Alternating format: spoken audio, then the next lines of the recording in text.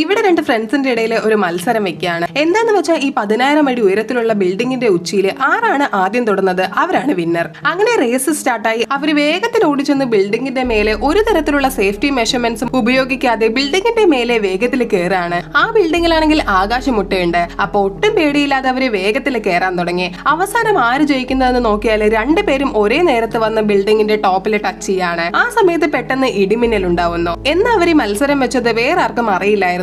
അതുകൊണ്ട് അവിടെ ആദ്യം വന്ന് ആരാ ലൈവ് പോകുന്നേ അവരാണ് ജയിക്കുന്നതെന്ന് പറഞ്ഞിട്ട് ഒരുത്തനടുത്തവന് സേഫ്റ്റി റോപ്പ് അറ്റാച്ച് ചെയ്ത് താഴേക്ക് തള്ളിയിടുന്നു. എന്നിട്ട് അവൻ മോളിൽ കയറി നിന്ന് ലൈവ് സ്റ്റാർട്ട് ചെയ്യാണ്. ആ സമയത്ത് താഴെ പോയൻ മേലേക്ക് കയറി വരാൻ തുടങ്ങി. അപ്പൊ അവന്റെ കൈ മറ്റവന്റെ കാലിൽ തട്ടി ഞെട്ടി അവൻ താഴേക്ക് വീഴാണ്. പക്ഷെ അവൻ വീണ സമയത്ത് അവന്റെ സേഫ്റ്റി റോപ്പ് കട്ടായി പോകുന്നു. അങ്ങനെ ബിൽഡിംഗിന്റെ ഓരോ സ്ഥലത്ത് ഇടിച്ചവൻ ഇറങ്ങി താഴേക്ക് വീഴാൻ പോവാണ്. അപ്പൊ അവൻ താഴെ വീണ് പാടാവോന്ന് വെച്ചാൽ മിഡിലിൽ വെച്ച് പാരഷൂട്ട് ഓൺ ചെയ്യുന്നു. എന്നാ പ്രോബ്ലം എന്താന്ന് വെച്ചാൽ പാരഷൂട്ട് കൺട്രോൾ ചെയ്യുന്ന കയറ് കട്ടായി പോയിരുന്നു. അതുകൊണ്ട് അവന് പാരഷൂട്ട് കൺട്രോൾ ചെയ്യാൻ പറ്റാതെ വേറൊരു ബിൽഡിംഗിലേക്ക് പോയി വീഴാണ്. പക്ഷെ അവൻ വീണ ബിൽഡിംഗ് ഒരു മാഫിയ ഗാങ്ങിന്റേതായിരുന്നു.